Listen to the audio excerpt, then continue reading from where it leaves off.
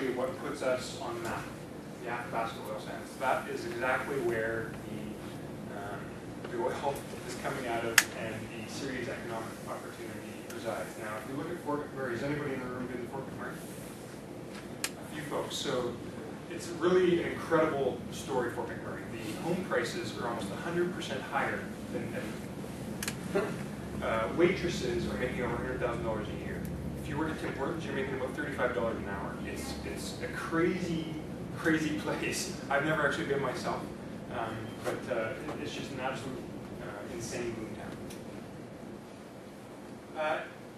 And with that oil resource, the interesting thing about it is the third largest resource in the world for oil reserves. The more interesting part is it's 56% of the investable assets in the world. So the other 59% is restricted. If you look at some of the jurisdictions, Saudi Arabia, Iran, Iraq, Kuwait, they're not open for public investment.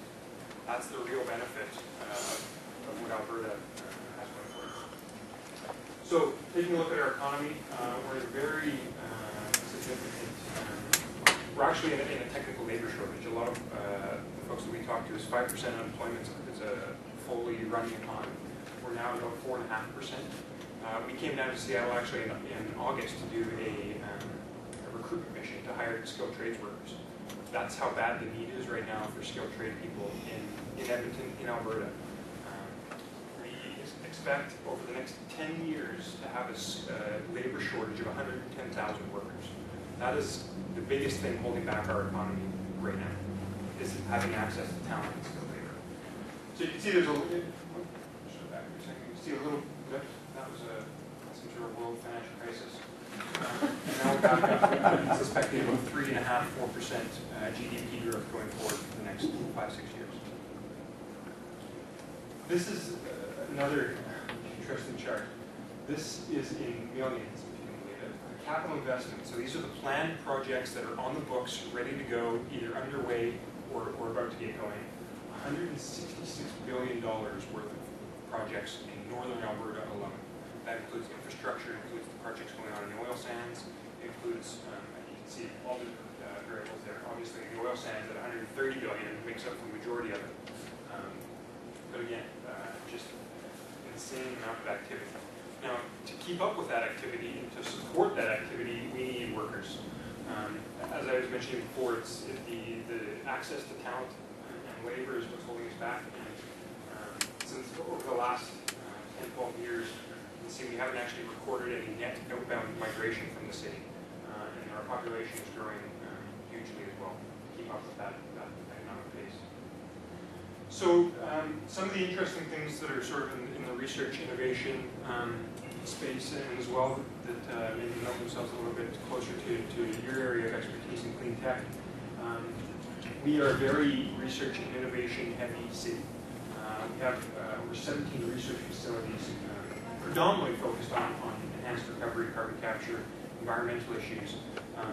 When I think of clean tech, there's really, I think, a number of different definitions you can use for it, because I'm sure everybody in the room knows, all the way from renewables to cleaning technologies. And it's really on the cleaning technology side that is Edmonton's focus and our opportunity and our need. So even things as simple as in situ mining instead of, or in situ extraction instead of land mining is a review as an almost clean technology. So instead of making a huge hole in the earth, we're going down with a couple pipes, pumping in some steam, a lot of water, and burning the oil out that way. So one of those centers, we call it C5PT, because it's such a mouthful, the Canadian Centre for Clean Coal, Carbon, and Mineral Processing Technologies, is a group that looks at exactly that type of things.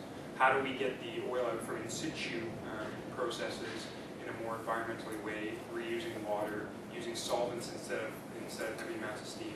It's those types of technologies that they look at. The University of Alberta itself has over a $500 million budget for research. A lot of that is in the engineering environmental space. Second largest in Canada.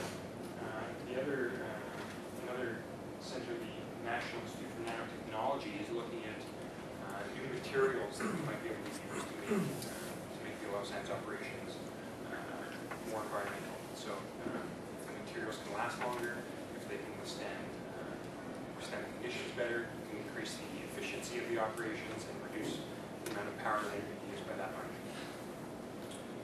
The Carbon Capture and Emissions Corporation has funded close to $100 million in projects that are clean technologies. Now, that center is funded by Alberta's carbon tax. So we have a $15 a ton carbon tax that we charge our industry. And that is collected, funds the Emissions Management Corporation, who then grants projects out to applicants.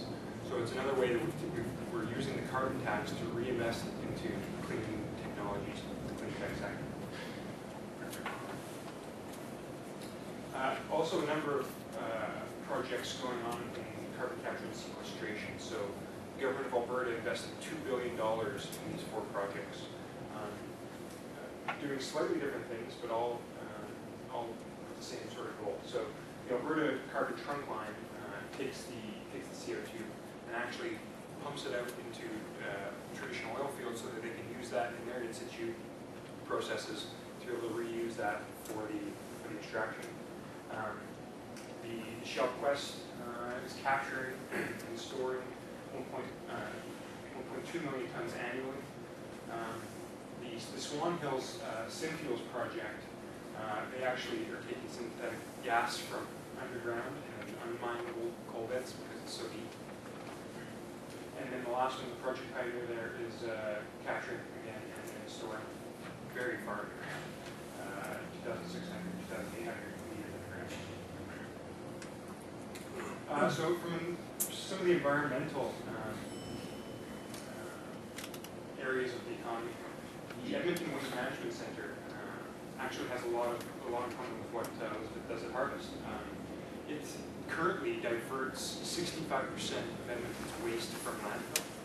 And the way they do that is having an integrated processing facility. So you can see over on the side of the room, they actually have a separate food waste container. The processing facility will actually separate the organic food waste at that center from garbage. It'll take it to a composting center and be reused. They've actually just this year started creating fertilizer for retail sales, so it's $5 a bag. The new project coming online right now is going to take biomass and waste and convert it into fuel. And that's done by Enercam. Once that comes online, the processing facility is going to divert 90% of all household waste from the landfill. Clean water research, very similar to what DJ talked about too.